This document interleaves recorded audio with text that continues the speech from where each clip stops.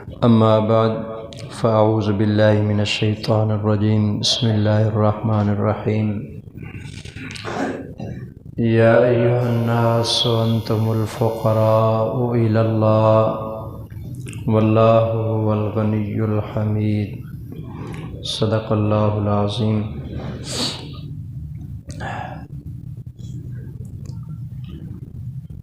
اللہ تمام کائنات کی تمام مخلوقات سے بے نیاز اور سب سے بلند و بالا ذات ہے۔ اللہ کے برابر کا کوئی بھی نہیں، سب محتاج ہیں اور ساری کائنات کو عطا کرنے والی ذات صرف ایک رب کی ذات ہے۔ اللہ جل شانہ کو بندوں کی عادتوں میں ایک عادت انتہائی بری لگتی ہے، اور جس وقت اس چھوٹے سے گولے کے اوپر، چھوٹی سی اس زمین کے اوپر، زمین کے ایک چھوٹے سے ملک میں اور چھوٹے سے اس ملک کے چھوٹے سے ایک بادشاہ وزیر کی زبان سے یا عوام میں سے جو زمین کے کسی کونے کھدرے کے اوپر ایک کیڑے مکوڑے کے برابر بھی جس کی حیثیت نہیں ہے اللہ کی نظروں میں، وہ بلندی کے لفظ بولتا ہے نا، میں یا اپنی دولت یا اپنی حکومت یا اپنی سلطنت یا اپنی قوت، اپنی طاقت، اپنی جوانی، اپنے حسن و جمال، کسی بھی کمال کے اوپر جب ناز کرتا ہے نا، تکبر کرتا ہے، غرور کرتا ہے، میں نے یہ کام کیا، میں یوں ہوں اور میرے اختیار میں یہ ہے، اللہ کو اتنا اس بندے کے اوپر ناراضگی ہوتی ہے، اتنا اللہ اس کے اوپر ناراض ہوتا ہے کہ بعض اوقات اللہ پہاڑوں کو توڑ کے اس انسان کے اوپر مار کے اس کو ہلاک کر دیتا ہے۔ اللہ کو بڑائی پسند نہیں ہے کہ کوئی انسان اللہ کے سامنے بڑائی کرے، انسان کی عاجزی اللہ کو بہت پسند ہے۔ تو دنیا کے اندر جتنے لوگوں نے بھی غرور کیا یا اپنے آپ کو بڑا سمجھا، اللہ نے سب کو برباد کر دیا۔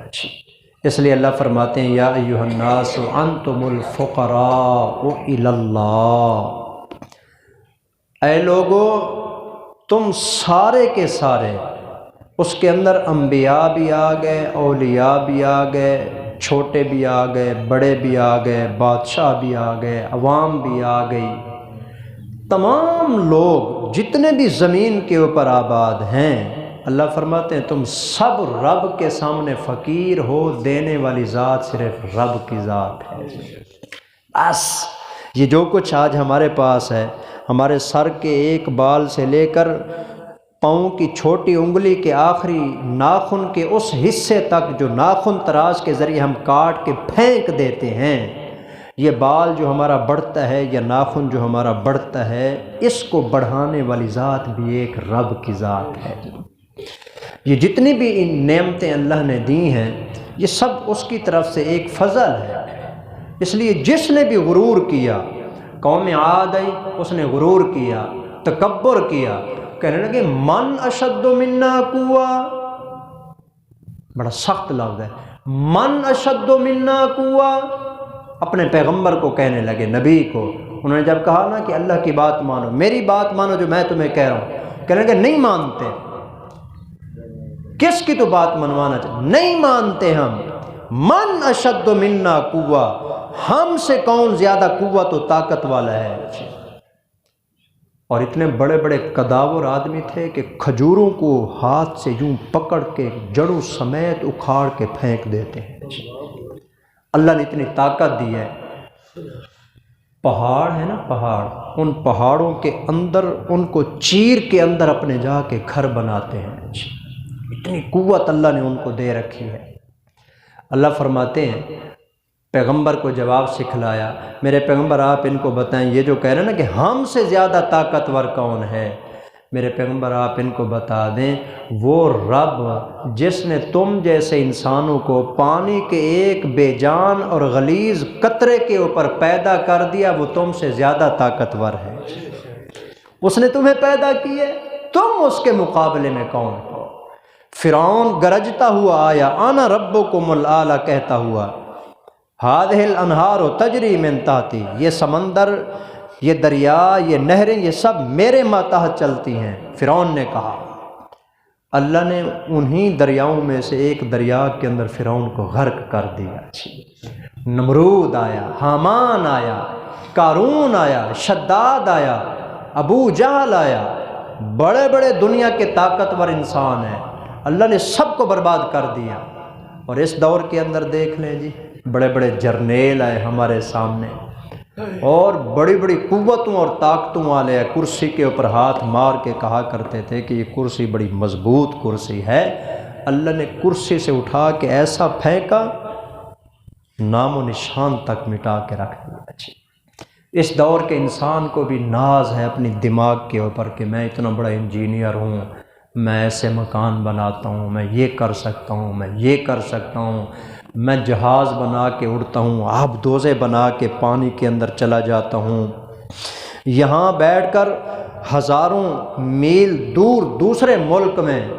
چاہے وہ کوئی بھی ملک ہو، امریکہ ہو، افریقہ ہو، انڈونیشیا ہو، افغانستان ہو، کوئی بھی دوسرا دنیا کا ملک ہو جی، یہاں بیٹھا ہوا انسان وہاں بیٹھے ہوئے انسان کو اپنی آنکھوں سے دیکھ سکتا ہے، اس کے ساتھ گفتگو کرے تو اس کی گفتگو سن سکتا ہے، آمنے سامنے بیٹھ کر دیکھ سکتے ہیں۔ انسان کو اپنے دماغ پر، اپنی قوت اور اپنی طاقت پہ ناز ہے۔ اللہ کبھی کبھی اس طرح کے حالات پیدا کرتا ہے، ایک چھوٹا سا زمین کو یوں جھٹکا دے کے بتاتا ہے کہ تم کچھ نہیں، سب کچھ وہ ہے، یہ بتاتا ہے۔ تو یہ اللہ کے ہاں جو اس طرح کے معاملات ہوتے ہیں نا، یہ سوچی سمجھی سکیم کے تحت ہوتے ہیں، ایسے نہیں ہوتے ہیں کس وقت کیا کام ہونا ہے۔ تو اس لیے سب کچھ اللہ کے اختیار میں ہے، اللہ کے علاوہ کسی کے اختیار میں نہیں۔ جو مرضی ہے بلڈنگیں بنا لو، جتنا مرضی ہے قوت و طاقت استعمال کر لو۔ وہ بھی تو اتنی طاقتور تھے جنہوں نے اپنے گھر پہاڑوں کو چیر کر بنائے تھے، اللہ نے ان کے اوپر بھی عذاب نازل کر کے ان کو یوں پٹک کے مارا نا، اپنے گھروں کے اندر چلے جاتے تھے، پہاڑوں کے اندر ہوا ان کے اندر گھستی ہے اور یوں گھما کے ان کو نکالتی ہے اور اٹھا کے مارتی ہے کسی پتھر کے اوپر، دماغ پھٹ جاتا ہے اور بھیجا بہر آ جاتا ہے۔ یہی انسان کی طاقت، مچھروں سے مروا دیا اللہ نے، ابابیلوں سے مروا دیا اللہ نے، وہ قوت و طاقت والا ہے، اس لیے اس کے سامنے تکبر اور غرور کبھی نہیں کرنا چاہیے۔ اس دور کے اندر انسان کو اپنی ڈاکٹری کے اوپر، بیماریوں کے اوپر دست رس حاصل ہے، بڑا فن خوان بنتا ہے جی۔ ایک چھوٹا سا وائرس اللہ نے بھیج کر دیا، اب تو ختم ہو گیا، شکر ہے، بے جان سا وائرس جس میں اپنی کوئی جان نہیں ہے، نظر بھی نہیں آتا آنکھوں سے جی، ایسا وائرس ڈالا، پتہ نہیں دنیا کے اندر ایسی اس نے تباہی مچائی، لاکھوں کی تعداد میں انسانوں کو موت کے کھاٹ اتار کے رکھ دیا جی۔ یہ بھی اللہ کی طرف سے ہے، بتانے کے لیے طاقتور تم نہیں ہو، طاقتور وہ ہے جس نے تمہیں پیدا کیا ہے۔ آج کے سبق کے اندر مختصر ترین ایک دعا ہے جی، جو اسی حوالے سے ہم پڑھیں گے جی۔ جو آج انسان تھوڑا سا اپنے اوپر زیادہ غرور کرتا ہے نا، اس کو غرور بھی نہیں کرنا چاہیے، سمجھنا چاہیے کہ یہ سب کچھ میرے مالک کی مرضی ہے، اس کے علاوہ میں کچھ بھی نہیں ہوں، یہ جو کچھ بھی مجھے ملا ہوا ہے نا، یہ سب میرے رب کی عطا ہے، عطا اس کا فضل ہے، ہم اس کے مستحق بھی نہیں ہیں، یہ ہمارے رب کا فضل ہے، اس نے دی ہے۔ مختصر ترین دعا ہے جی، 2 جملے ہیں کل ملا کر اس کے جی۔ پہلا جملہ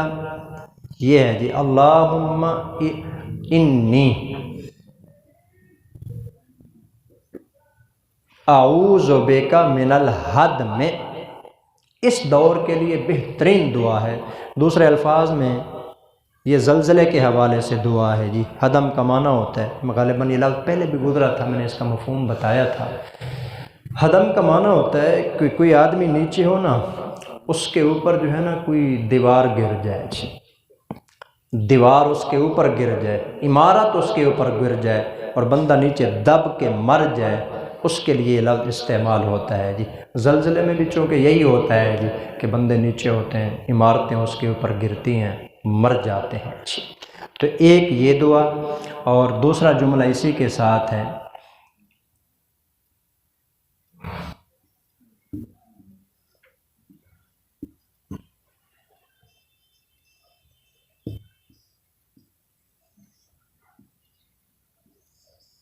پچھلی دعا جو بتائی تھی نا وہ ذرا بڑی دعا تھی، اور یہ والی جو دعا ہے نا یہ مختصر دعا ہے جی، اور بہت اہم ترین دعا ہے خاص طور پر اس دور کے لیے جی۔ اللہم انی اعوذ بک من الہدم، ہدم کا معنی بھی بتا دیا، یا اللہ میں کسی چیز میں دب کر مرنے سے تیری پناہ چاہتا ہوں جی۔ اور وَأَعُوذُ بِكَ مِنَ التَّرَدِّ، تردی کا مطلب ہوتا ہے بندہ اوپر کھڑا ہو نا، اوپر سے نیچے گر جائے اور نیچے گر کے مر جائے جی۔ جس طرح کہ بس کے اوپر بیٹھا ہے، گاڑی کے اوپر بیٹھا ہے، وہاں سے کسی چیز کے اوپر لگتا ہے، مر جاتا ہے۔ دوسرے الفاظ میں آج کل ایکسیڈنٹ جیسے ہوتے ہیں جی، یہ اس کو شامل ہے جی۔ تو آج کل زیادہ اموات اسی سلسلے میں ہو رہی ہیں، اس لیے یہ دعا ذہن میں آئی ہے۔ سنن نسائی کی یہ دعا ہے جی، اس لیے اس کو تمام ساتھی اگر یاد رکھیں اور پڑھیں، انشاءاللہ موجودہ دور کے اندر جو بھی اس طرح کی حادثاتی موت ہے جی، مختصر طور پر اس کا عنوان بھی یہی ہے، حادثاتی موت سے بچنے کے لیے دعا، حادثاتی موت سے پناہ مانگنے کی دعا، تو یہ ہے جی اللہم انی اعوذ بک من الہدم واعوذ بک من التردی جی۔ مختصر ترین ہے اور اہم ترین دعا ہے جی، لیکن ان تمام چیزوں کے باوجود یہ تو چند الفاظ ہیں جی،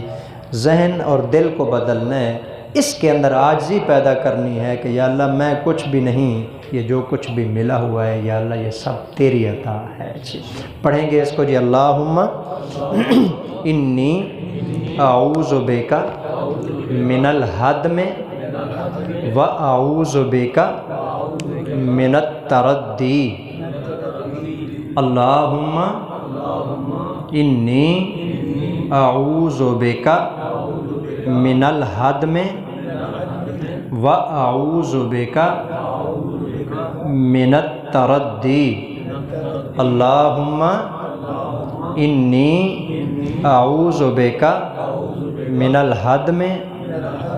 وَأَعُوذُ بِكَ مِنَ التَّرَدِّي۔ اللہ ہم سب کو تمام قسم کی حادثاتی موت سے اپنی حفاظت میں رکھے۔